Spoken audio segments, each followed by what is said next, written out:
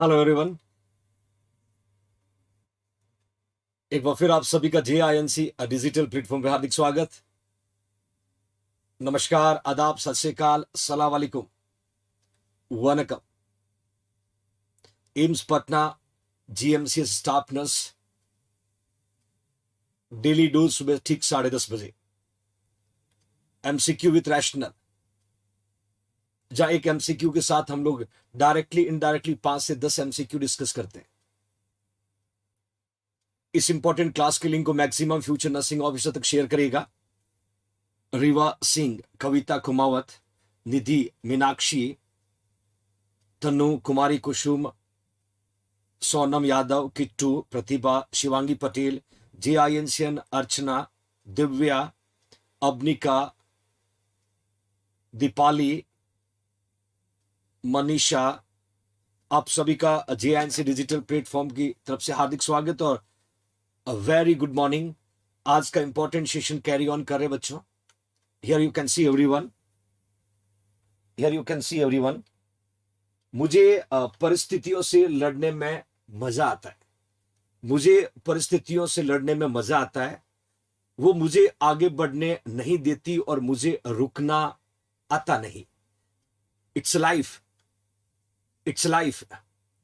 और लाइफ में परिस्थितियां आपको हर बार रोकने की कोशिश करेगी।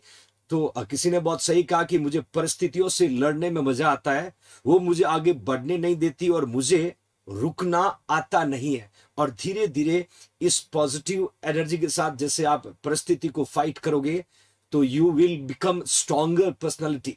तो आप किसी भी परिस्थिति से में लड़ने में सक्षम बनोगे। और यही दुनिया है, क्योंकि आसान से जिंदगी कोई जी सके तो फिर वो जिंदगी क्या। आसान से जिंदगी कोई जी सके तो जिंदगी क्या। तो जिंदगी में मुसीबतें आए तभी तो मजा है। और मुसीबतों का जब सामना करना सीखेंगे तो जिंदगी में लड़ना सीखेंगे और हम उतने ही मजबूत बनेंगे बच्चों। तो मेरे फ्यूचर नर्सिंग ऑफिसर्स, मुझे परिस्थितियों से लड़ने में मजा आता, वो मुझे आगे बढ़ने नहीं देती और मुझे रुकना आता नहीं है। ओके फाइन, आज के इंपॉर्टेंट सेशन को कैरी करते हैं फाइनली, जहां पर पहला MCQ आपके सामने। क्वेश्चन को ध्यान से पढ़ने की कोशिश करिएगा। एक पेशेंट है client who has undergone abdominal और पेल्विक सर्जरी। पेशेंट को एब्डोमिनल और पेल्विक सर्जरी हुई है। In order to prevent deep vein thrombosis the nurse should. अब डेफिनेटली सर्जरी के बाद पोस्ट ऑपरेटिव कॉम्प्लिकेशन प्रोबेबिलिटी होती है डीप वेन थ्रोम्बोसिस की।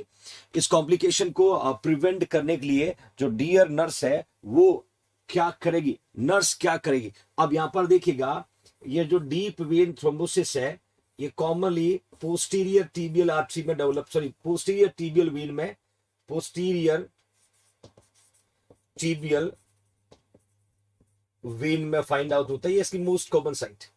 और DVT जो है वो क्या कॉज कर सकती है, वो पल्मोनरी एम्बोलिज्म। वो क्या कॉज कर सकती है बच्चों, पल्मोनरी एम्बोलिज्म कॉज कर सकती है। एम्बोलिज्म कॉज कर सकती है, जो एक लंग्स की डिजीज है। It will be too much dangerous. तो हमें पेशेंट को DVT से बचाना होगा, हमें पेशेंट को DVT से बचाना होगा। और DVT से बचाने के लिए डियर नर्स क्या करेगी, क्या फ्लूइड को रेस्ट्रिक्ट कर देगी, पेशेंट को फ्लूइड का इंटेक जो है वो कम कर देगी। एक बार आप सभी को फिर से खूबसूरत मॉर्निंग की, खूबसूरत सुबह की वेरी गुड मॉर्निंग। बी में लिखा है बच्चों एनकरेज डीप ब्रीथिंग। क्या पेशेंट को हम कहेंगे कि आप डीप ब्रीथिंग ले, क्या हम पेशेंट को एनकरेज करेंगे, या assist the client to remain sedentary, मतलब पेशेंट को अभी भी सीडेंट्री कंडीशन में रखना है, या use pneumatic compression stocking. Pneumatic compression stocking जिसकी वजह से पेशेंट को वेन में ब्लड क्लॉट होने के बाद ब्लड स्टे नहीं कर पाए, क्योंकि यहां प्रेशर पुट होगा तो क्लॉट मूव करता रहेगा और क्लॉट बनने की प्रोबेबिलिटी कम हो जाएगी। तो MCQ ने आपने पूछा है कि पेशेंट को 2 तरीके की सर्जरी, एब्डोमिनल और पेल्विक सर्जरी हुई है, उसके बाद उसको DVT हो सकता है। DVT से प्रिवेंट करने के लिए डियर नर्स क्या करेगी, डियर नर्स क्या करेंगी। देखिए यहां पर लिखा है न्यूमेटिक कंप्रेशन स्टॉकिंग, जो मेजर रोल प्ले करता है। आपने आंसर पुट कर दिया बच्चों, आपने ऐसा ही बिल्कुल। जसोदा निनामा, थैंक यू मेरा बच्चा। बिल्कुल कंप्रेशन स्टॉकिंग जो होता है ये ब्लड को रुकने का टाइम नहीं देता, और ब्लड जब रुकेगा नहीं तो वहां पर क्लॉट फॉर्म नहीं होगा, क्लॉट फॉर्म नहीं होगा तो क्लॉट ट्रेवल करके लंग्स में नहीं पहुंचेगा। तो ये प्रिवेंटिव मेजर है, यहां पर हम क्लॉट बनना और क्लॉट को ट्रेवल करना इससे प्रिवेंट किया जा सकता है। तो that is a very very important MCQ, because fluid कहीं कंट्रीब्यूट नहीं करेगा। फ्लूइड को आप रिस्ट्रिक्शन करोगे तो पेशेंट में फ्लूइड की कमी होगी। डीप ब्रीथिंग एक्सरसाइज जो है ये लंग्स को एक्सपांड करेगी बच्चों, ये लंग्स को एक्सपांड करने में मदद करती है। सीओपीडी वाले पेशेंट को हम दे सकते हैं। रिमेन सीडेंटली, इससे कोई को रिलेशन नहीं है, कोई को रिलेशन नहीं है। तो ऑलमोस्ट बच्चों ने जो आंसर पुट किया और डी पुट किया, और मेरे बच्चों आपका आंसर जो है वो एब्सोल्युटली करेक्ट है। Almost we cross 600 future nursing officer. बच्चों इस इंपॉर्टेंट क्लास को शेयर जरूर करें, उन बच्चों तक पहुंचाए जो सच में पढ़ना चाहते हैं, जिन्होंने पढ़ने का सपना देखा है, हम उनकी लाइफ में कंट्रीब्यूट कर सकें। और मैं बहुत ही जल्दी आपको यूपीपीएससी के जबरदस्त रिजल्ट के बारे में डिस्कशन करूंगा मिड क्लास में, जहां आपको प्राउड फील होगा कि हम जिस ऑर्गेनाइजेशन और जिस डिजिटल प्लेटफॉर्म से जुड़े हैं, इट्स फील प्राउड। वो भी मैं आपके साथ आगे डिस्कस करने वाला बच्चों। थैंक यू मेरा बच्चा Kavita, thank you so much. Neeraj Pal, very happy birthday बच्चों, wish you happy birthday my dear Neeraj. Next question कहता है कि when a client is receiving a cephalosporin, देखिए एक तरीके का देखा जाए तो ये एंटीबायोटिक हम कंसीडर कर सकते हैं। एक पेशेंट है जो सिफिलोस्पोरिन रिसीव कर रहा है, nurse must monitor the client for which of the following. अब सिफिलोस्पोरिन ग्रुप की ड्रग चल रही है, सिफिलोस्पोरिन चल रही है, उस पेशेंट को डियर नर्स जो है वो मस्ट बी मॉनिटर। क्या मॉनिटर करेगी? देखिए मैंने लिखा है ड्रग इंड्यूस्ड हिमोलाइटिक एनीमिया। क्या हम उस पेशेंट का ड्रग इंड्यूस्ड हिमोलाइटिक एनीमिया को मॉनिटर करेंगे कि सिफिलोस्पोरिन ड्रग किसी पेशेंट को दिया और उस ड्रग ने आरबीसी का ब्रेकडाउन किया, और आरबीसी का यदि उस ड्रग की वजह से ब्रेकडाउन हुआ, उसको हम ड्रग इंड्यूस्ड हिमोलाइटिक एनीमिया बोलते हैं। याद रखना, हिमोलाइटिक का मतलब होता है ब्रेकडाउन ऑफ आरबीसी, हिमोलाइटिक का मतलब होता है breakdown of red blood cell, red blood cell. और ब्रेकडाउन होने में क्या ड्रग रिस्पॉन्सिबल है, उसको हम ड्रग इंड्यूस हिमोलाइटिक एनीमिया कहते हैं बच्चों। It's okay Preeti. बी में लिखा हुआ है परफ्यूरा, परफ्यूरा लिखा, परफ्यूरा को बच्चों हम बोल सकते हैं, परफ्यूरा का रीजन जो है ड्रग ना होके परफ्यूरा को हम बोल सकते हैं लार्ज हेमरेज बोल सकते हैं, या जैसे आपने पढ़ा ना ब्लीडिंग टाइम, क्लॉटिंग टाइम, तो प्रोलॉन्ग्ड ब्लीडिंग टाइम को हम लोग परफ्यूरा बोल सकते हैं, परफ्यूरा बोल सकते हैं। बी में लिखा इन्फेक्शियस एम्बुलाई। देखिए इन्फेक्शियस एम्बुलाई का मतलब होता है क्लम्प,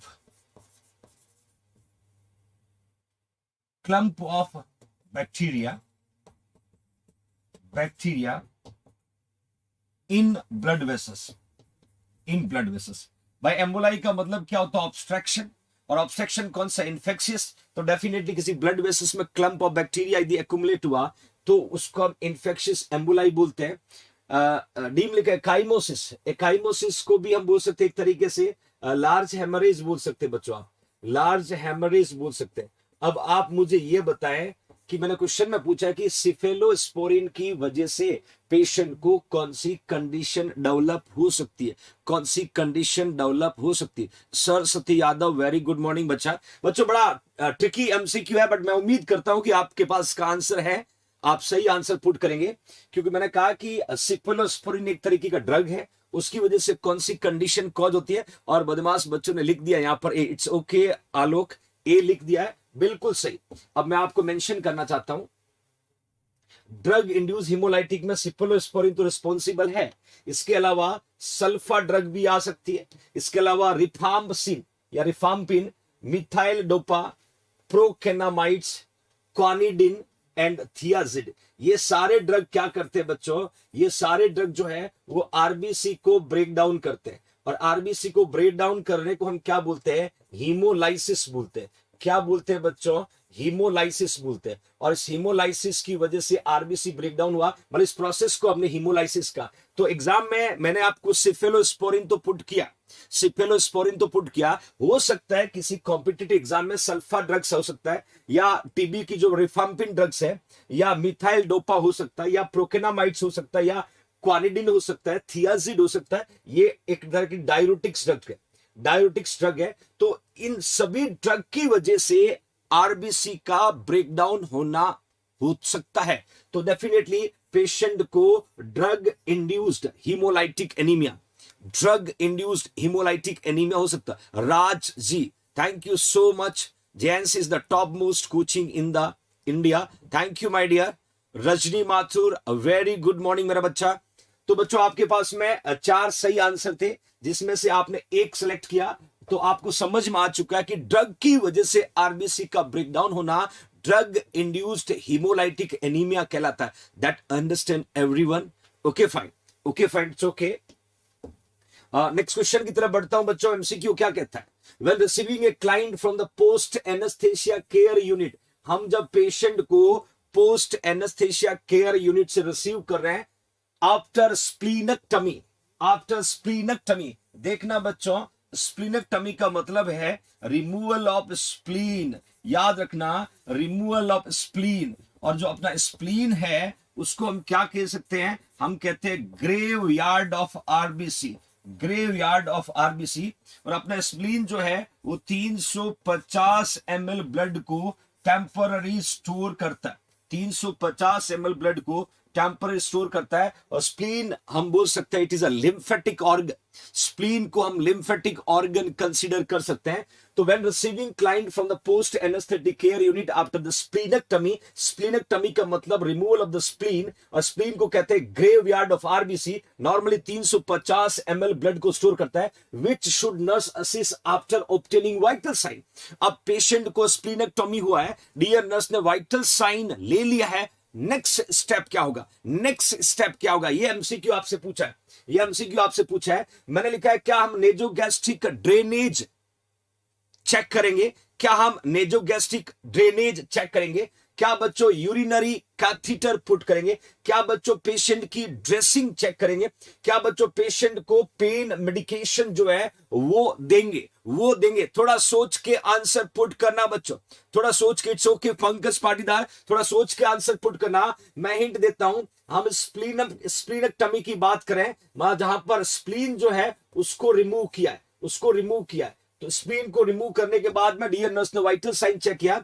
नेजोगैस्ट्रिक ड्रेनेज जो है ज्यादातर जो है वो गैस्ट्रिक, गैस्ट्रिक जिसको हम लावेज बोलते हैं, गैस्ट्रिक लावेज बोलते हैं। तो और या फिर गैस्ट्रिक सर्जरी के बाद हम प्रीफर करते हैं, तो ये तो होगा नहीं। यूरिनरी कैथीटर स्प्लीनेक्टमी के बाद में प्रायोरिटी नहीं है बच्चों।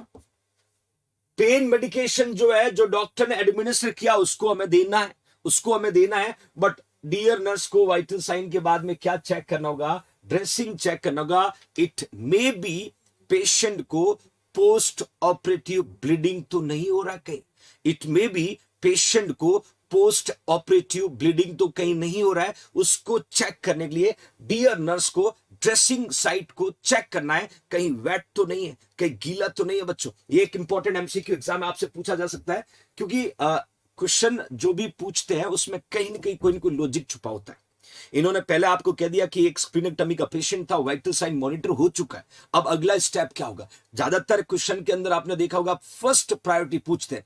इन्होंने एक प्रायोरिटी को अडॉप्ट करने के बाद अगला स्टेप आपसे पूछ लिया, तो हमें डरना नहीं है, हमें डरना नहीं है। मैं हर स्टेप पे स्टडी करना होगा, और आपका जो आंसर है वो ड्रेसिंग को चेक करना, ये डियर नर्स का नेक्स्ट जो है ऑब्टेनिंग वाइटल साइन के बाद रहेगा बच्चों। अब अगला एमसीक्यू देखिएगा। The nurse is teaching a client how to manage a nosebleed. How to manage a nosebleed. Nosebleed को हम क्या कहते हैं? एपिस्टैक्सिस। Nosebleed को हम क्या कहते हैं? एपिस्टैक्सिस बोलते हैं। Epistaxis bleeding from the nose, bleeding from the nose. Question कह रहा कि the nurse teaching the client how to manage, कैसे नोज ब्लीड को मैनेज करना है। Which of the following instruction would be appropriate give to the client? चारों में से कौन सा इंस्ट्रक्शन अप्रोप्रिएट है क्लाइंट के लिए? JINC प्रीति, थैंक यू मेरा बच्चा, thank you so much. Here you can see कि कौन सा इंटरवेंशन एपिस्टैक्सिस वाले पेशेंट के लिए अप्रोप्रिएट है।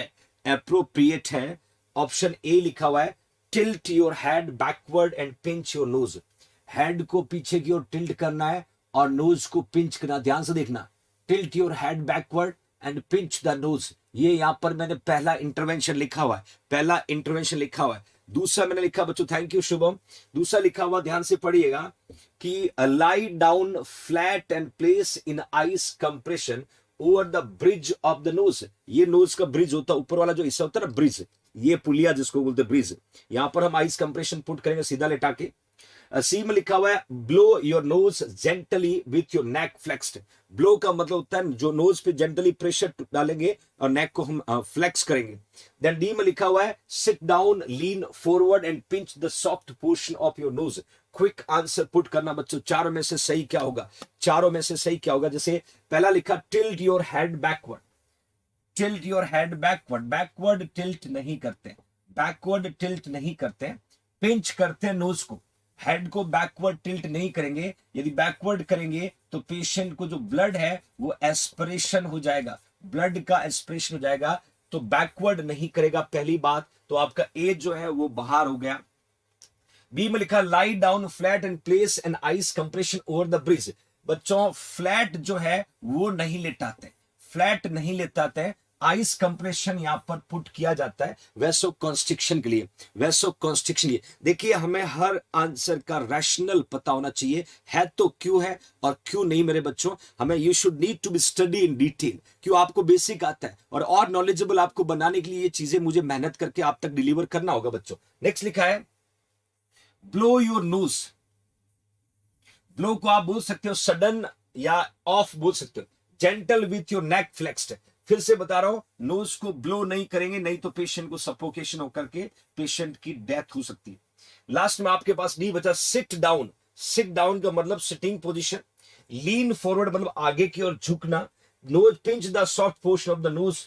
और मैं बता दूं ये हम 10 मिनट तक पिंच कर सकते हैं, 10 मिनट तक पिंच कर सकते हैं। तो आपका सही आंसर क्या होगा, डी हुआ। सही आंसर क्या होगा my loving future nursing officer, D हुआ। हमारे एक एक एमसीक्यू को ध्यान से देखने की कोशिश करना my loving future nursing officer. Okay fine, that's over everyone. तो आपके यहां पर डी डी। एक बात कहूं मेरे बच्चों, जिस दिन आपका मन हारना लगे, जिस दिन आपका मन जो है वो हारने लगे, तो एक बार खुद से कहना कि तूने शुरू क्यों किया था। जब आपका मन हारने लगे तो एक बार खुद से कहना कि तुमने शुरू क्यों किया था। मैं स्टडी की बात कर, कभी कभी हमें पढ़ते पढ़ते एक बार दो बार सिलेक्शन नहीं होता है, बॉर्डर लाइन पर रह जाते हैं, तो मन में एक नेगेटिव थॉट्स जनरेट होने लगते हैं।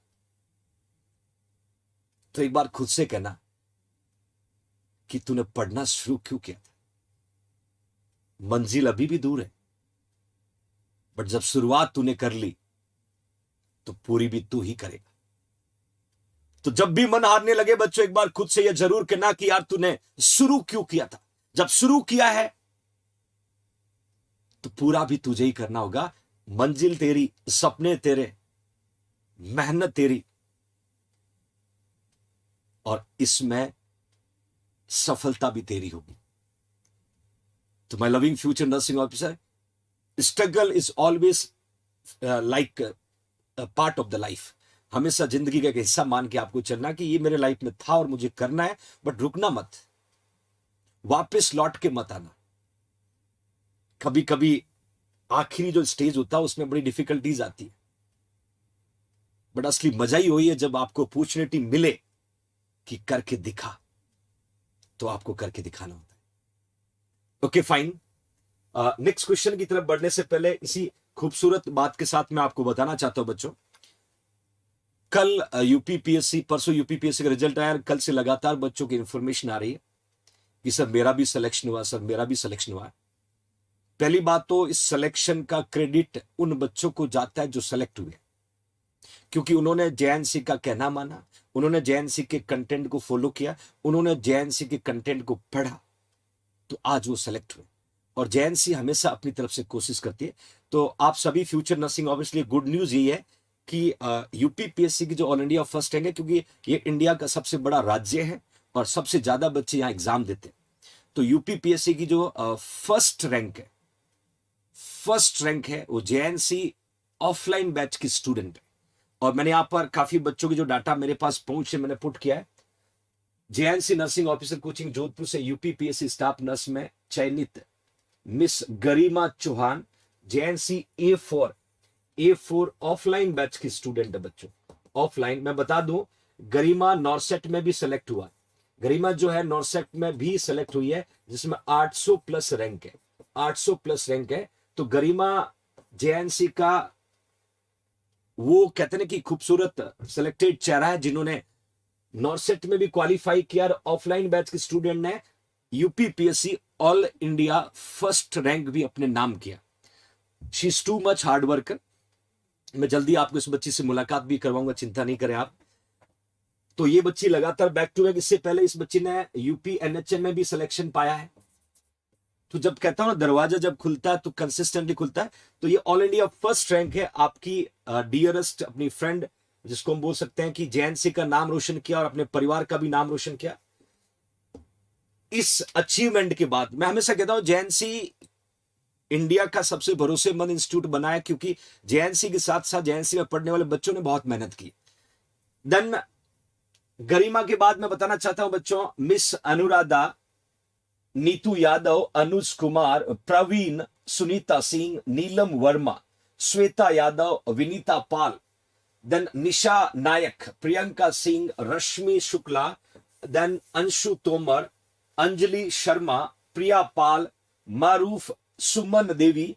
इनके अलावा देन मिस काकुल कुशवाहा, पूनम वर्मा, शांति देवी, प्रिया पांडे, देन वंदना यादव, कोमल, मनोज गौतम, मंजू सविता, नेहा शुक्ला, अंजलि वर्मा, सीता राठौर, विजेता पांडे, अनीता प्रजापत, अरुणा यादव, अनीता यादव।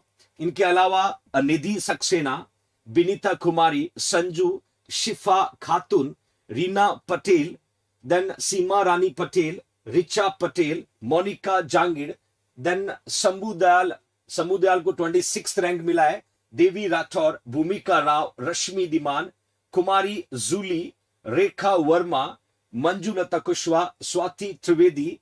इनके अलावा धर्मेंद्र कुमार जायसवाल, निकिता चौबे, श्वेता सिंह, ललिमा गुप्ता, अमित चंद्र मौर्य, शैलेंद्र, रेणु, पुष्पा पाल।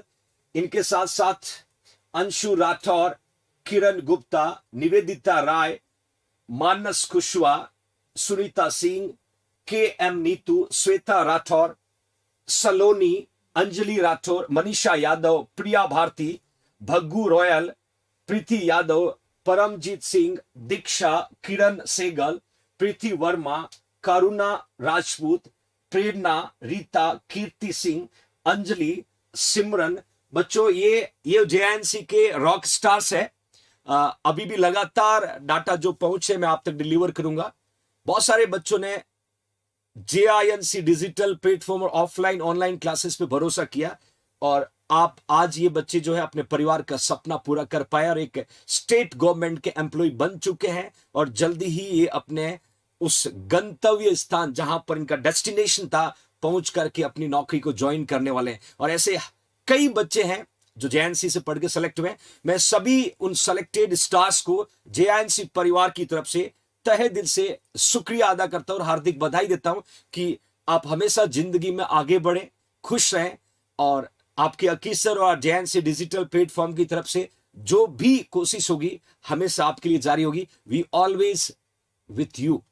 तो आप आगे बढ़ते रहिएगा my loving future nursing officer. तो thank you everyone to trust on JINC Jodhpur. बच्चों जेएनसी का ऑफलाइन कोर्स अवेलेबल है जहां पर प्राइस 6499 है। इसमें रिकॉर्डेड 1200 प्लस वीडियोज है और 5000 प्लस बच्चों एमसीक्यू है। 1 ईयर इसकी वैलिडिटी है। और मैं आपको क्लियरली बताना चाहता हूं मेरे बच्चों कि नर्सिंग के अलावा यहाँ पर रीजनिंग और मैथ्स भी आपको मिलने वाला है, इमरजेंसी नर्सिंग भी आपको मिलने वाला है। आपको सिर्फ 9636032691 पे फोन पे और पेटीएम करना होगा, और फोन पे और पेटीएम करने के बाद आप इस कोर्स को बाय कर सकते हो और अपना सपना पूरा कर सकते हो जेएनसी परिवार के साथ जुड़ करके। ओके फाइन, नेक्स्ट एमसीक्यू की तरफ बढ़ते हैं बच्चों। नेक्स्ट एमसीक्यू की तरफ बढ़ते हैं। थोड़ा सा क्वेश्चन ट्रिकी होगा, थोड़ा आप सब्र रखिएगा। आई होप कि you will be understand very well. देखिएगा, a client has had a hoarseness. देखिए एक यहां मैंने वर्ड लिखा है हॉर्सनेस, घोड़े जैसी आवाज, घोड़े जैसी आवाज। A client has had hoarseness for more than 2 week. Last 2 हफ्ते से ज्यादा पेशेंट को हॉर्सनेस हो रहा है, हॉर्सनेस हो रहा। My loving future nursing officer, ध्यान से देखिएगा। तो नर्स क्या करेगी, डियर नर्स जो है वो क्या करेगी? ये एमसीक्यू मैंने आपसे पूछा है। मैंने ऑप्शन में लिखा है कि refer to health care provider for the prescription for the antibiotic. पहली बात तो बच्चों, हॉर्सनेस में हम सीधे एंटीबायोटिक को प्रीफर करने के लिए तो नहीं भेजेंगे, प्रीफर करने के लिए तो नहीं भेजेंगे। वहीं बच्चों मैंने लिखा बी में कि instruct the client to gargle with salt water. देखिए साल्ट वाटर से गार्गिल करोगे तो पेशेंट को इरिटेशन होगा, इरिटेशन होगा, तो ये नहीं करना है यदि हॉर्सनेस ऑफ वॉइस पेशेंट की है। इसके अलावा नेक्स्ट मैंने पुट किया बच्चों, assist the client for dysphagia. Dysphagia को बोलते हैं डिफिकल्टी इन स्वेलोइंग। ध्यान से देखना, डिफिकल्टी इन स्वेलोइंग, निगलने में दिक्कत होना डिस्फेजिया कहलाता बच्चों। इसके अलावा थैंक यू माही लोधी, शुक्रिया my dear, thank you so much. और वहीं बच्चों मैंने लिखा instruct the client to take थॉट एनालिसिस। थॉट एनालिसिस जो है ये शॉर्ट टर्म रिलीफ दिलाएगी बच्चों, शॉर्ट टर्म जो है पेशेंट को रिलीफ दिलाएगी यदि एनाल्जेसिक आप किसी पेशेंट को देते हो। बड़ा शानदार एमसीक्यू बच्चों, आंसर सही पुट करिएगा, ध्यान से समझिएगा। पेशेंट को हॉर्सनेस था लास्ट 2 वीक से, 2 हफ्ते से ज्यादा पेशेंट को हॉर्सनेस था, तो nurse should refer, dear nurse जो है वो क्या करेगी, क्या पेशेंट को हेल्थ केयर के पास रेफर करेगी और रेफर करने के बाद में एंटीबायोटिक लिखवानी है। क्या गार्गिल के लिए पेशेंट को बोलेगी, क्या पेशेंट को चेक करेगी क्या इसको फूड को स्वेलो करने में दिक्कत तो नहीं है, या फिर थ्रॉट एनाल्जेसिक पेशेंट को दे देंगे। मैंने यहां मेंशन किया है एनाल्जेसिक आपको शॉर्ट टर्म आराम दिलाएगी, इस हॉर्सनेस से रिलीफ करने की कोई संभावना यहां पर नहीं है। देखिए बच्चों आसान नहीं होगा एमसीक्यू आसान नहीं होगा। आइडिया नहीं है तो वेट करना मेरे बच्चों, गलत आंसर मत पुट करना, गलत आंसर मत पुट करना बच्चों। 4 ऑप्शन मैंने क्लियरली मेंशन करके मैं बताता हूं बच्चों कि शॉर्ट टर्म का तो आराम नहीं चाहिए, प्रिस्क्राइब एंटीबायोटिक के लिए तो नहीं भेजेंगे, साल्ट हम नहीं देंगे क्योंकि पेशेंट को इरिटेशन होगा, तो आपके पास एक ही ऑप्शन बचा है। थैंक यू सो मच छोटी यादव। तो आपके पास सी जो है डिस्फेजिया को असिस्ट करना। मैं बताना चाहता हूं मेरे बच्चों को, ये जो हॉर्सनेस जो है ना, ये एक स्पेसिफिक क्लिनिकल मैनिफेस्टेशन है।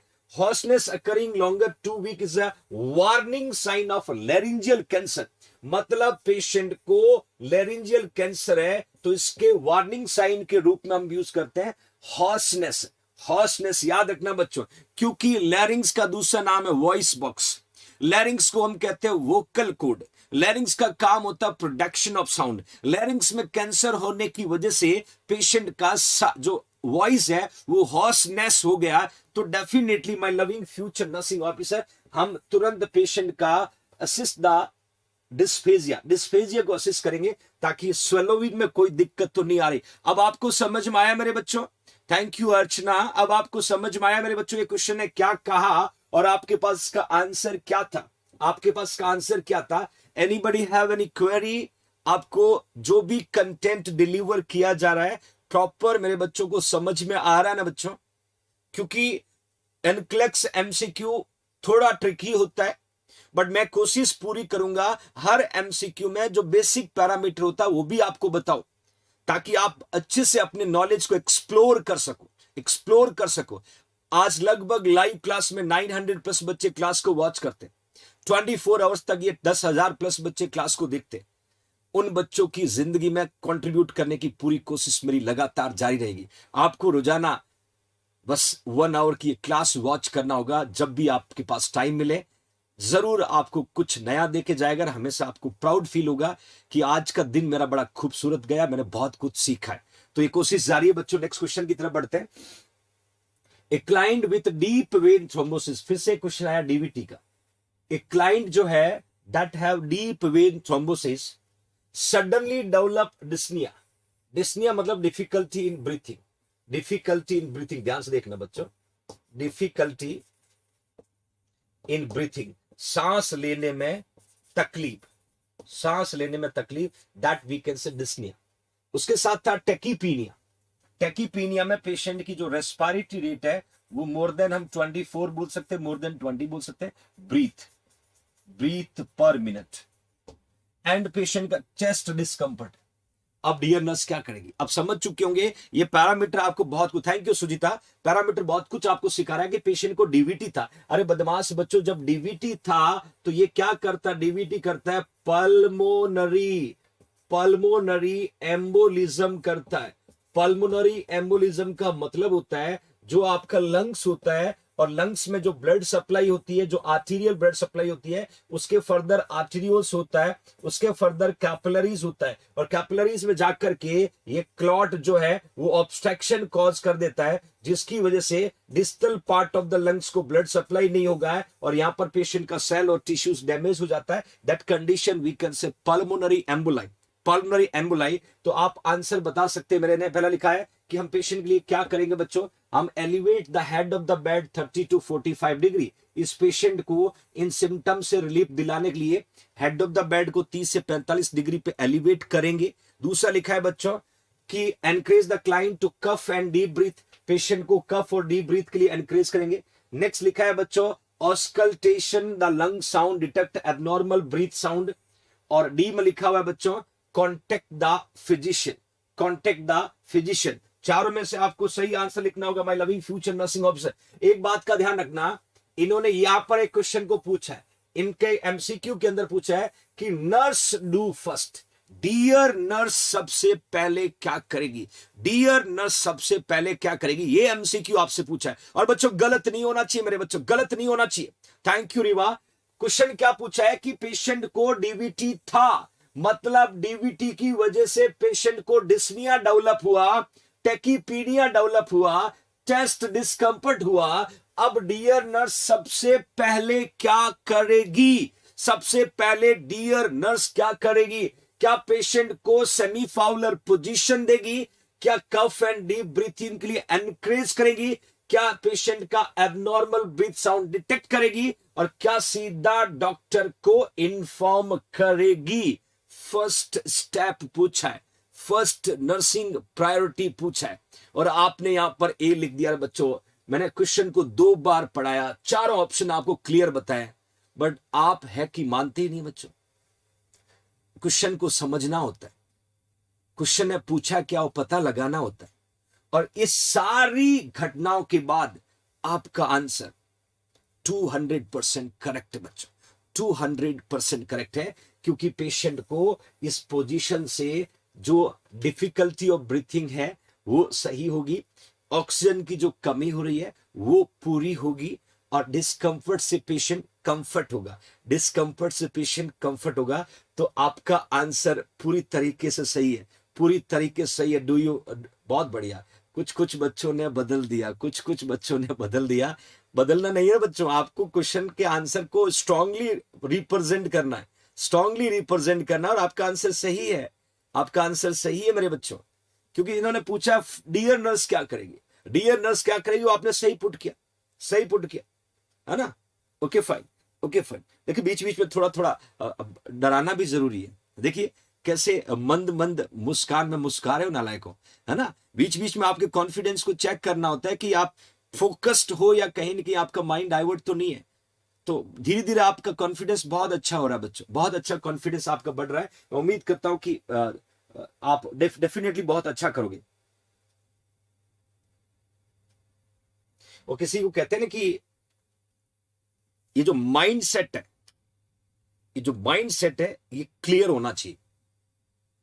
माइंड सेट क्लियर होना चाहिए कि जो मुझे आता है वो मैं कर लूंगा, जो मुझे आता है वो मैं कर लूंगा, और जो मुझे नहीं आता है उसको सीख लूंगा। ये इस तरीके का माइंडसेट चाहिए कि मुझे आंसर पता है तो मैं कर लूंगा, जो आंसर नहीं पता है तो आज सीख लूंगा, अगली बार गलत नहीं करूंगा। इसको कहते हैं लर्नर एक्टिविटी। तो ये माइंडसेट चाहिए मेरे बच्चों, ये माइंडसेट चाहिए। माइंडसेट क्लियर है तो आपका सिलेक्शन कोई नहीं रोक सकता। जो आता है वो कर लूंगा, जो नहीं आएगा वो सीख लूंगा बच्चों, बट मैं डेफिनेटली लर्न करूंगा my loving future nursing officers. Next एक इमेज आपके सामने, कुछ बच्चों ने शायद नजर चली गई होगी। इस डिवाइस को देख करके आप आंसर पुट करिएगा, डिवाइस को देख करके आंसर पुट करिएगा कि ये डिवाइस का नाम क्या है, ये डिवाइस का नाम क्या है। मैं आपको हिंट देता हूं, ये कहीं ना कि हम रेस्पिरेटरी ट्रैक्ट के प्रॉब्लम वाले पेशेंट को इस डिवाइस का यूज करते हैं। आपको इस डिवाइस को देख करके सही आंसर पुट करना कि एग्जैक्टली किस नाम से हम प्रोनाउंस करते हैं, किस नाम से हमने प्रोनाउंस किया। बिल्कुल सोनिया, बहुत बढ़िया। Sneha very good, thank you. Rishi, mindset बहुत जरूरी बेटा। अर्चना, सैनी, हाँ आंसर पुट करिएगा, आंसर पुट करिएगा। My loving future nursing home, इस डिवाइस को देख के इसका नाम पूछा है, इसका नाम पूछा है। नेबुलाइजर आप लिख रहे हो, नेबुलाइजर कुछ ना एक सेक्शन लिख रहे हैं, नेबुलाइजर ही होगा ना बेटा। नेबुलाइजर है is a piece of medical equipment that person with the asthma और एनी अनदर रेस्पिरेटरी डिसऑर्डर, जिसको हम इस डिवाइस के द्वारा ब्रोंको डायलेटर ड्रग्स देते हैं। Bronchodilator, bronchodilator drugs देते हैं। और ब्रोंको डायलेटर ड्रग्स किस में देते हैं? ज्यादातर अस्थमा वाले पेशेंट में, और कोई भी पेशेंट का रेस्पिरेटरी यदि पासेज वे अल्टर्ड हो रहा है तो उस कंडीशन में हम लोग ब्रोंको डायलेटर ड्रग को यूज करते हैं टू रिलीज ब्रोंकस और we can say maintain the proper airway. Okay fine. Next question कहता है कि which of the following symptom is a common in a client with the active tuberculosis. देखिए active tuberculosis, बात करते हैं हम TB की, बात करते हैं हम टीबी की। ट्यूबरक्लोसिस जो है इसका कॉजेटिव ऑर्गेनिज्म माइकोबैक्टीरियम, माइकोबैक्टीरियम, ध्यान से देखना बच्चों, माइकोबैक्टीरियम ट्यूबरक्लाई, ट्यूबरक्लाई। और माइकोबैक्टीरियम ट्यूबरक्लाई जो है ये acid fast, acid fast bacilli, acid fast जो है bacilli, that we can say mycobacterium tuberculi. अब इन्हें एक्टिव बोलता, मतलब एक्टिव का मतलब टीबी स्प्रेड हो सकती है और सीवियर हो सकती है। तो क्वेश्चन के अंदर यही बोला कि which of the following symptom is common in the client with active tuberculosis. Active TB के लिए कौन सा सिम्टम जो कॉमन है, मतलब पेशेंट को टीबी प्रेजेंट है, पेशेंट को टीबी प्रेजेंट है, तो डेफिनेटली प्रेजेंट टीबी वाले पेशेंट के लिए कौन सा सिम्टम कॉमन है। मैंने लिखा बच्चों वेट लॉस, वेट लॉस लिखा है। दूसरा बच्चों मैंने लिखा इंक्रीज एपेटाइट। तीसरा मैंने लिखा डिस्निया ऑन एक्सर्शन। और चौथा मैंने लिखा है mental status changes, mental status changes. अब आप मुझे पुट करिएगा कि एक्टिव टीबी वाले पेशेंट का, इतना तो आपको पता है ना टीबी वाले पेशेंट के सिम्टम कौन कौन से होते हैं, उससे आप काफी हद तक फाइंड आउट कर लोगे। मेरा एमसीक्यू मैंने पूछा कि वेट लॉस है, इंक्रीज एपेटाइट है, डिस्निया ऑन एक्सर्शन है, मेंटल स्टेटस चेंजेस है, चारों में से कौन सा सिम्टम जो है वो एक्टिव टीबी में प्रेजेंट होगा, एक्टिव टीबी में प्रेजेंट होगा। देखिए इंक्रीज एपेटाइट, इंक्रीज एपेटाइट नहीं होगा, इंक्रीज एपेटाइट नहीं होगा, लॉस ऑफ एपेटाइट होता है। यहां पर लॉस ऑफ एपेटाइट होगा, पेशेंट को एनोरेक्सिया होगा, एनोरेक्सिया होगा जिसमें भूख नहीं लगेगी, भूख नहीं लगेगी, तो डेफिनेटली बी यहां से बाहर हो जाएगा। दूसरा मेंटल स्टेटस चेंजेस जो है ये टीबी में ना होकर के वी कैन नॉट कंसिडर कि ये टीबी का इंपॉर्टेंट सिम्टम है, तो ये O2 यदि वेरिएशन कर रहा है आपकी बॉडी में तो ये डेवलप हो सकता है। डिस्निया ऑन एक्सर्शन को भी हम कंसीडर नहीं करते, टीबी का जो है वो मेन सिम्टम है। तो आपके पास एक ही आंसर बचा वेट लॉस, और साथ में मैंने लिखा एनोरेक्सिया, जैसे बोला लॉस ऑफ एपेटाइट। मतलब टीबी वाला पेशेंट है और एक्टिव फेज में, एक्टिव फेज में, तो डेफिनेटली वेट लॉस होगा, फटीग होगा, एनोरेक्सिया होगा, लो ग्रेड फीवर होगा। ये सारे कॉमन सिम्टम है, ये कॉमन सिम्टम है टीबी वाले पेशेंट को। इवन पेशेंट को हम देखा जाए तो कहीं ना कहीं चारों में से कोई भी सिम्टम फाइंड आउट हो सकता है, फाइंड आउट हो सकता है my loving future nursing home से। और बदमाशों ने बिल्कुल सही आंसर लिखा, ए आपके पास सही है, ग्रेट पार्टिसिपेशन, ए आपका सही आंसर। वेट लॉस के साथ कभी कभी एनोरेक्सिया लिखा था तो घबराना मत, हम एनोरेक्सिया को भी करेक्ट कर सकते हैं, एनोरेक्सिया को भी हम सही कर सकते हैं। और आपने बिल्कुल सही आंसर पुट किया बच्चों। नेक्स्ट क्वेश्चन पूछता है कि the nurse review an ABG report, ABG that is arterial blood gas analysis, arterial blood gas analysis. Nurse ने रिव्यू किया एबीजी रिपोर्ट और पेशेंट को था COPD, chronic obstructive pulmonary disease, chronic obstructive pulmonary disease COPD था। उस patient का pH मिला 7.35, उस पेशेंट का पीसीओ2 मिला 62, O2 मिला 70, HCO3 मिला 34। अब समझना क्वेश्चन के ऑप्शन आने तक वेट करना बदमाश बच्चों। जब भी हम किसी पेशेंट का एबीजी एनालिसिस करते हैं तो उसका नॉर्मल पैरामीटर में देखें तो पीएच जो है वो 7.35 टू 7.45 होती है। उस पेशेंट के यदि हम पीसीओ2 नॉर्मली देखें, नॉर्मली पीसीओ2 बच्चों 35 से 45 mm ऑफ Hg होगा। यदि हम HCO3 देखें तो 22 से 27 मिली इक्विवेलेंट पर लीटर। मैं नॉर्मल वैल्यू आपको पुट कराऊं, यदि PO2 हम पुट करें तो ये मोर देन 80 हम कंसीडर करते हैं, मोर देन 80 कंसीडर करते हैं। तो पहली बात तो ये जो दिख रहा है ये एबीजी एनालिसिस के नॉर्मल वैल्यूज है, ये जो दिख रहा है ये नॉर्मल वैल्यूज है my loving future nursing officers. Question कहता है कि हमने जब पेशेंट का एबीजी एनालिसिस किया, पेशेंट को सीओपीडी था। सीओपीडी एक तरीके का एयरवे ऑब्स्ट्रक्टिव डिसऑर्डर जिसमें दो डिजीज आता है, एक क्रॉनिक ब्रोंकाइटिस है और एक एम्फाइसीमा होता है। इन दोनों डिजीज का प्रेजेंस को हम सीओपीडी कहते हैं। उस पेशेंट का पीएच जो है वो कम नहीं हुआ बट डिक्रीज की और है। दूसरा मैंने लिखा पीसीओ2 यहां पर बढ़ा हुआ है। तीसरा लिखा PO2 70 है, HCO3 भी बढ़ा हुआ है, HCO3 भी बढ़ा हुआ है। अरे आपने जो आंसर लिखा वो नहीं है, वो नहीं है। मैंने आपको कई बार कहा ना बदमाशों, don't try to over smart yourself. वो आंसर नहीं है, वो आंसर नहीं। मैं पूछना क्या चाहता हूं उस क्वेश्चन को समझिएगा, तभी तो आप सही आंसर लिख पाओगे। इन पैरामीटर के हिसाब से अब नर्स क्या करेगी। मैंने ये नहीं पूछा है, मैंने ये नहीं पूछा है कि क्या है। मेरा एमसीक्यू समझिएगा कि एक पेशेंट है सीओपीडी का, उसका एबीजी एनालिसिस किया तो ये वैल्यूज मिला। इन वैल्यूज के बाद में नर्स शुड, डियर नर्स क्या करेगी, डियर नर्स क्या करेगी, ये मैं आपसे पूछना चाह रहा हूं, ये मैं आपसे पूछना चाह रहा हूं। मैंने ऑप्शन में लिखा है क्या उस पेशेंट को 100% नॉन रीब्रीथर मास्क से ऑक्सीजन देंगे। आपको पता होगा बदमाश बच्चों, कभी भी सीओपीडी वाले पेशेंट को हाई फ्लो ऑक्सीजन जो है नहीं देते, हाई फ्लो ऑक्सीजन जो है नहीं देते हैं। तो डेफिनेटली डियर नर्स इसको 100% ऑक्सीजन तो नहीं देगी, 100% ऑक्सीजन तो नहीं देगी, अदरवाइज पेशेंट को एटेलेक्टेसिस हो जाएगा, एटेलेक्टेसिस हो जाएगा जिसको बोलते हैं कोलैप्स ऑफ लंग्स हो जाएगा। तो यहां ए को हमने बाहर कर दिया। अब बी में क्या लिखा हुआ है कि डियर नर्स पेशेंट का वाइटल साइन चेक करेगी। डेफिनेटली पैरामीटर चेंज हुआ है तो हमें यह चेक करना होता है कि पेशेंट हीमोडायनामिकली स्टेबल है कि नहीं है, क्योंकि हमने देखा सीओपीडी की वैल्यू।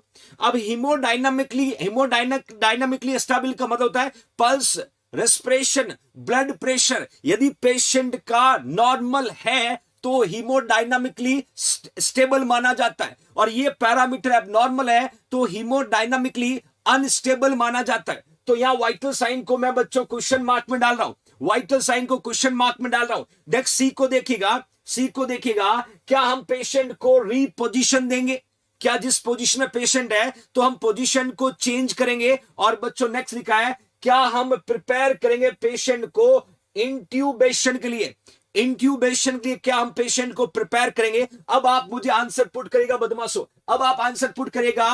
मैंने कहा ना जैसा सोच रहे हो वैसा आंसर नहीं होगा, हर एक एमसीक्यू के पीछे लॉजिक है।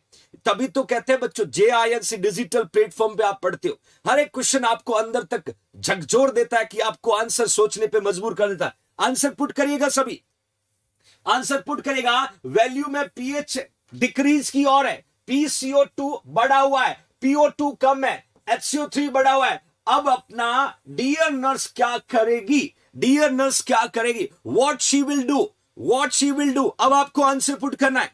देखिए अब आपका आंसर यहां पर सही आने लगा, अब आंसर सही आने लगा बिल्कुल। जिन्होंने भी यहां पर बी आंसर लिखा है वो आंसर बिल्कुल करेक्ट है, क्योंकि अपना पर्पस क्या, to determine if the client hemodynamically stable. हमें क्या चेक करना होगा, हम ब्लड प्रेशर चेक करना होगा, हमें पेशेंट का पल्स चेक करना होगा, हमें पेशेंट का रेस्पिरेशन चेक करना है कि पेशेंट हीमोडायनामिकली स्टेबल है। तो नेक्स्ट स्टेप के लिए जाएंगे, नेक्स्ट स्टेप के लिए जाएंगे my loving future nursing officer. अब मुझे नहीं लगता किसी बच्चे को इस क्वेश्चन में कोई क्वेरी है, किसी बच्चे को क्वेश्चन में कोई क्वेरी है, वो नहीं होना चाहिए। इस तरीके से मैंने आपको एक्सप्लेन किया है दैट अंडरस्टैंड एवरीबडी। मैंने रीजन लिखा क्या करेंगे क्यों करेंगे। Do you understand everybody? Okay fine, okay fine, बहुत बढ़िया, थैंक यू एवरीवन। नेक्स्ट बच्चों लाइव बैच का इंफॉर्मेशन देखिए, नेक्स्ट क्वेश्चन की तरफ बढ़ते हैं। इंडिया का सबसे बड़ा बैच चल रहा है लाइव बैच, इसका मेन टारगेट है बच्चों नॉरसेट जो है वो 2022 के साथ साथ इवन बच्चों RRB, इवन बच्चों ESIC, इवन बच्चों DSSB और PGIMER चंडीगढ़, ये जो कमिंग वैकेंसीज है इनके लिए बैच चल रहा है जिसमें रोजाना 3 बजे से 7 बजे तक क्लास होता है बच्चों, और 6 मंथ इस बैच का ड्यूरेशन है, 1 ईयर तक इस बैच की वैलिडिटी है। हम यहाँ पर कंप्लीट नर्सिंग के साथ बच्चों रिसर्च पढ़ रहे हैं, एडमिनिस्ट्रेशन पढ़ रहे हैं, एजुकेशन पढ़ रहे हैं, फार्मा पढ़ रहे हैं, माइक्रो पढ़ रहे हैं, इमरजेंसी नर्सिंग पढ़ रहे हैं, और रीजनिंग और मैथ्स तो पढ़ ही रहे हैं, क्योंकि रीजनिंग और मैथ्स जो है ये डीएसएसबी में, ये आरआरबी में एक मेजर रोल प्ले करता है, मेजर रोल प्ले करता है बच्चों। तो इस बैच को ज्वाइन करने के लिए आपको 9636032691 पे फोन पे और पेटीएम करना है, या JINC जोधपुर का ऐप डाउनलोड करके आप इस बैच को ज्वाइन कर सकते हो। मैं बता देता हूं बच्चों, सब कुछ देने वाले हैं, हर यूनिट में टेस्ट है, बेसिक है, एनक्लेक्स है, और मेरी कोशिश है कि अभी तक का इंडिया का यह बेस्ट बैच बने, और इस बैच में वो सब कुछ मैं दूं जो एक फ्यूचर नर्सिंग ऑफिसर को नर्सिंग ऑफिसर बनने में मदद करें। मेरी कोशिश, जिन्होंने ये बैच ज्वाइन किया उनसे आप रिव्यू जरूर लीजिएगा, क्या पढ़ाते हैं, क्या कंटेंट की क्वालिटी है, किस तरीके का एमसीक्यू का पैटर्न है, किस तरीके की मेहनत हो रही है, और उस रिव्यू के बाद आप जुड़िए JNC परिवार से, क्योंकि बहुत शिद्दत से आपके लिए मेहनत कर रहे हैं। हर एक बच्चे का सपना पूरा करने की कोशिश करें my loving future nursing officer. तो लाइव बैच है आपके सामने, जिसकी प्राइस 8499 है बच्चों, 8499 है। ओके फाइन, नेक्स्ट क्वेश्चन को देखिएगा कि which of the following finding would suggest pneumothorax in trauma victim. कौन सी फाइंडिंग है जो आपको सजेस्ट कर रही है कि आपको न्यूमोथोरेक्स हुआ है, आपको न्यूमोथोरेक्स हुआ है, क्योंकि पेशेंट को ट्रॉमा की वजह से, ट्रॉमा है, पेशेंट विक्टिम कौन है, ट्रॉमा विक्टिम है बच्चों। मैंने क्लियर मेंशन किया है, which of the following finding would suggest pneumothorax. पहली बात तो बता देता हूं, न्यूमोथोरेक्स को बोल सकते हैं एयर एक्यूमुलेशन, न्यूमोथोरेक्स को बोल सकते हैं air accumulation into intrapleural space, intrapleural space में एयर का एक्यूमुलेशन न्यूमोथोरेक्स कहलाता है। बट पेशेंट का रीजन क्या, ट्रॉमा की वजह से हुआ है। पेशेंट का रीजन क्या my loving future nursing officer, trauma की वजह से हुआ है। तो अब कौन सी फाइंडिंग आपको सजेस्ट करेगी, कौन सा फाइंडिंग आपको सजेस्ट करेगी। मैंने ऑप्शन में लिख दिया कि पेशेंट को प्रोनाउंस्ड क्रैकल। देखिए क्रैकल जो है, मैं बता देता हूं बच्चों, 2 तरीके का होता है, एक हम पढ़ते हैं फाइन क्रैकल, एक हम पढ़ते हैं कोर्से क्रैकल, कोर्से क्रैकल। और क्रैकल जो है ये एबनॉर्मल, ये पल्मोनरी एडिमा में भी हो सकता है, एबनॉर्मल साउंड है।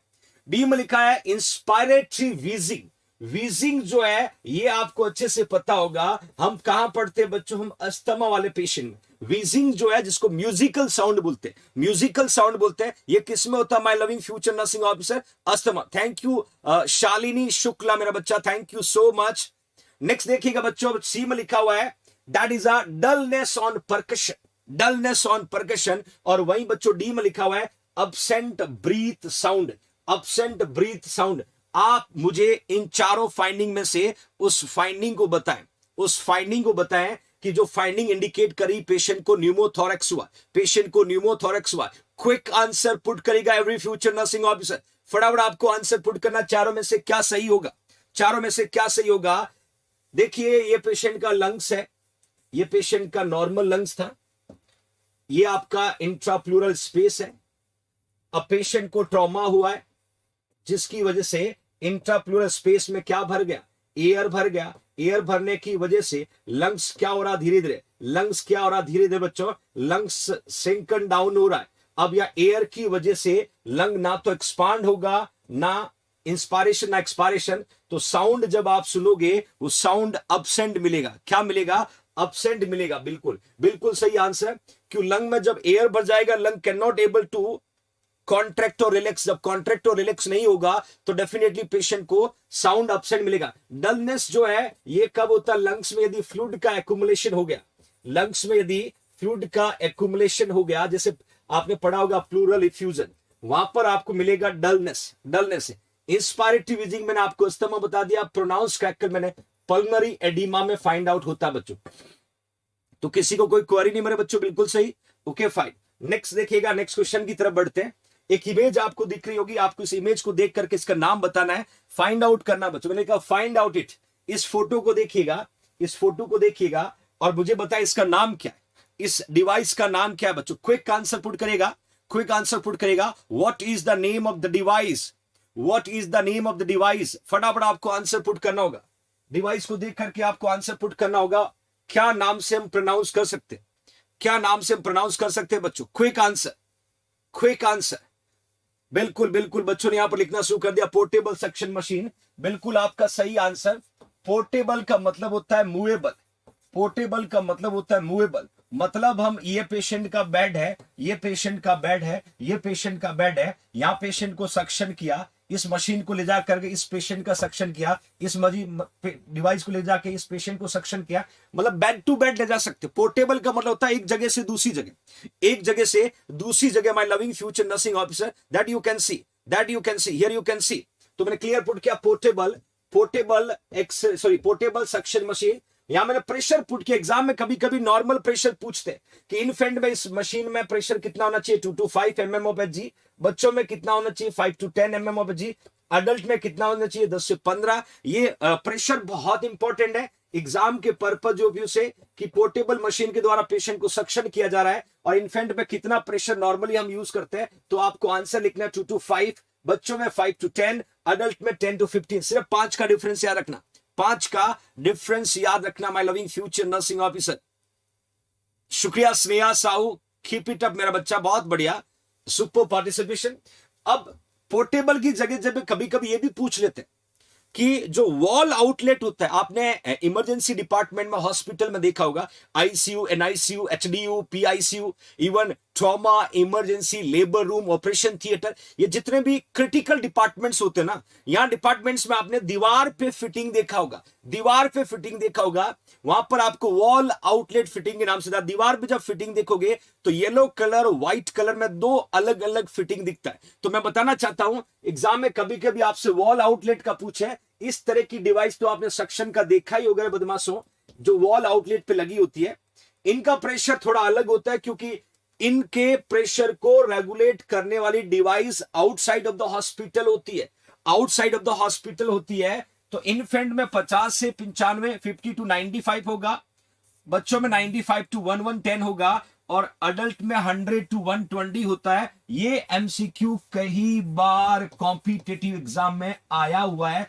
कहीं पर भी उन्होंने ना तो वॉल आउटलेट मेंशन करते हैं, ना वो पोर्टेबल मेंशन करते हैं, सीधा एमसीक्यू पूछते हैं, सीधा क्वेश्चन पूछते हैं कि सक्शन का या सक्शन यूनिट या सक्शन मशीन का प्रेशर कितना होता है। जब हम कोई पर्टिकुलर एज ग्रुप का नहीं पूछते ना, तो सीधा अडल्ट का लिखना होता है, याद रखना। जब हमने कोई एज ग्रुप मेंशन नहीं किया एमसीक्यू में, तो आपको जो वैल्यू लिखना होता है वो अडल्ट का वैल्यू पूछा, ये मानना, ये समझना, वो अडल्ट का वैल्यू आपको लिखना होता है। यदि बच्चों का, इन्फेंट का पूछना होगा तो पर्टिकुलर मेंशन करेंगे, पर्टिकुलर मेंशन करते my loving future nursing officer, तो सीधा पूछेंगे what is the normal suction pressure, 100 to 120 लिखना बच्चों, 100 to 120।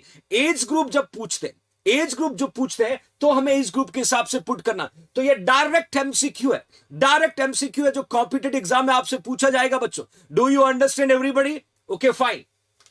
नेक्स्ट क्वेश्चन की तरफ बढ़ते हैं। एमसीक्यू क्या पूछना चाह रहा है कि which of the following nursing intervention would promote, देखना बच्चों, would promote effective airway clearance in client with acute respiratory distress. मतलब पेशेंट को एआरडी है, एक्यूट रेस्पिरेटरी डिस्ट्रेस हुआ, एक्यूट रेस्पिरेटरी डिस्ट्रेस की वजह से एयरवे क्लियर नहीं है। इस पेशेंट का जब हमें एयरवे क्लियर करना, देखिए बदमाश बच्चों, बनोगे नर्सिंग ऑफिसर? से यस, बनोगे नर्सिंग ऑफिसर? से yes, that I want from everyone. बिल्कुल बच्चे लिख रहे हैं, बनेंगे सर हर हाल में। बनोगे नर्सिंग ऑफिसर्स? तो बच्चों आपको मेहनत करनी है, मैं लेके चलूंगा आपको अपने सपने की तरफ। लगातार जेएनसी परिवार के साथ बने रहिएगा, हर एमसीक्यू की सर्जिकल स्ट्राइक करेंगे बच्चों। बस आपका जज्बा कम नहीं होना चाहिए, जुनून कम नहीं होना चाहिए, और आपकी हंगर जो है destination towards your government job, वो कम नहीं होना चाहिए। नौकरी तो मिलेगी, चलते रहना है बच्चों। इसलिए मैंने पूछा which of the following nursing intervention would promote, promote क्या प्रमोट कर रहा है बच्चों? इफेक्टिव एयरवे क्लियरेंस को। पेशेंट को क्या था? एक्यूट रेस्पिरेटरी डिस्ट्रेस था, एक्यूट रेस्पिरेटरी डिस्ट्रेस था। तो डियर नर्स क्या करेगी? पेशेंट को हर 2 आवर से ऑक्सीजन एडमिनिस्टर करेगी। क्या बी में लिखा है turning the client every 4 hour. अरे 4 आवर से नहीं टर्न किया जाता है, हर 2 आवर से टर्न किया जाता है। तो ये इंटरवेंशन ही आपका गलत हो गया। बी तो इंटरवेंशन भी आपका गलत हो गया। सी में लिखा है administer sedative to promote rest. अरे बच्चों, ऑलरेडी पेशेंट को रेस्पिरेटरी डिस्ट्रेस सिंड्रोम है और आपने यदि उस पेशेंट को सिडेटिव दे दिया तो रेस्पिरेटरी जो सिस्टम है वो और डिप्रेस हो जाएगा, और डिप्रेस हो जाएगा। तो कैसे एयरवे क्लियर होगा? तो इसको भी बाहर भगाते हैं, क्योंकि मैंने क्या लिखा सी में, administer sedative to promote rest. Sedative यदि हम देंगे, पहले ही पेशेंट को एक्यूट रेस्पिरेटरी डिस्ट्रेस सिंड्रोम था, सिडेटिव देंगे तो रेस्पिरेशन सिस्टम जो है वो और डिप्रेस हो जाएगा, तो एयरवे क्लियर नहीं होगा, एयरवे क्लियर नहीं होगा बच्चों। और वही मैंने डी में लिखा है suction if cough is ineffective. मतलब पेशेंट का कफ जो है वो इनइफेक्टिव, बाहर नहीं आ रहा है, तो हमें सक्शन मशीन की यूज करके कफ को निकालना है to clear the airway, to clear the airway my loving future nursing officer. चारों में से सही एक आंसर पुट करना है। Which of the following nursing intervention would promote effective airway clearance in a client with acute respiratory distress syndrome? Definitely हम acute respiratory distress syndrome वाले patient को कभी सिडेटिव नहीं देते हैं, कभी सिडेटिव नहीं देते हैं। पोजीशन हर 2 आवर से हमें चेंज करना है। 2 ऑप्शन है, ए और डी। आपको एक आंसर लिखना है, आपको एक आंसर लिखना है। क्या बात है, क्या बात है। ऑलमोस्ट बच्चों ने डी लिखा, आपका आंसर बिल्कुल सही है, क्योंकि हमें कफ जो है वो इनइफेक्टिव है। इसको क्या करना है? इसको इफेक्टिव करना है बच्चों। जब इफेक्टिव हो जाएगा तो एयरवे क्लियर होगा, एयरवे क्लियर हो जाएगा तो O2 और CO2 का एक्सचेंज प्रॉपर होने लगेगा। Understand everybody? Understand everybody my loving future nursing officer? Okay fine बच्चों, क्लास को लाइक करना ना भूलें। ऑलमोस्ट वी क्रॉस 950 बच्चे। क्लास को लाइक, शेयर, सब्सक्राइब करना ना भूलें। It's your on responsibility, every future nursing officers. Okay fine, next देखिएगा बच्चों, जेएनसी डिजिटल प्लेटफॉर्म के द्वारा प्रिपेयर 5 बुक्स अवेलेबल है। लगातार जो बच्चों की डिमांड है 5 बुक्स की, इसमें कंप्लीट नर्सिंग के सब्जेक्ट होंगे। नोट्स जो है एनक्लेक्स पैटर्न के साथ साथ बेसिक नोट्स भी होंगे। 1600 रुपीज आपको पे करना है 9636032691 पे फोन पे और पेटीएम करना, और अगले नेक्स्ट 5 to 6 डेज में ये बुक आपके घर तक पहुंच जाएगी बच्चों। तो मेरे बच्चों, आज का ये इंपॉर्टेंट सेशन यहीं तक था। मेरी एक कोशिश थी कि हर एक दिन आपकी लाइफ में कुछ ना कुछ नया कंट्रीब्यूट करने की मेहनत लगातार मैं जारी रखूं, क्योंकि मेरी शुरुआत आपसे ही होती है सुबह, और ये शुरुआत दिन भर मुझे एनर्जी देती है। इसलिए आपको हर एक क्लास का रिव्यू कमेंट बॉक्स में जरूर लिखना कि जो आपके लिए डेडिकेशन से हार्डवर्क किया जा रहा है वो रियली आपके लिए कितना इफेक्टिव बच्चों, तो जरूर कमेंट बॉक्स में लिखिएगा। दूसरा, इंस्टाग्राम पे JINC नर्सिंग फैक्ट्री के नाम से इंस्टाग्राम पे पेज है। उस पेज पे डेली डिस्पैच होने वाली बुक की इंफॉर्मेशन, डेली डिस्पैच होने वाले पेन ड्राइव की इंफॉर्मेशन उस इंस्टाग्राम के पेज पे आपको मिलता है। JINC का एक ही पेज है इंस्टा पे, JINC नर्सिंग फैक्ट्री। उसको जरूर आप लोग लाइक, सब्सक्राइब करें, ताकि जो भी बच्चे बुक्स और पेन ड्राइव कोर्स मंगवाते हैं उस बच्चे की डिटेल हम वहां पर पुट करते हैं, ताकि आपको अपडेट इंफॉर्मेशन मिले। अपना ख्याल रहिएगा, खुश रहिएगा, मां बाप का इज्जत करिएगा बच्चों, मां बाप का रिस्पेक्ट करिएगा। जिंदगी में कभी किसी इंसान के बारे में बुरा मत सोचना, ना बुरा बोलना, ना किसी के पीठ पीछे वार करना। हो सके तो किसी का भला करना, और अपनी स्माइल के साथ अपनी एनर्जी को बनाए रखिएगा। कल फिर मुलाकात करूंगा ठीक सुबह 10:30 बजे। तब तक अपना ख्याल रखिएगा। जय हिंद, जय भारत।